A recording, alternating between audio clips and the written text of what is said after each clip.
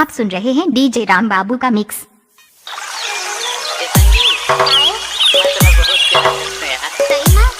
लबारी तो नहीं मारा था? अरे नहीं, तो खत्म हो गया। अब तोरे संग बौरावा था का? अगर तेरे से होवे ना, बात तो बताओ फिर का करते हो? कीड़ा आपको पैरा में तो चगोड़ा डाल के फांस दिखाई मर गया। दाउला बलावा था।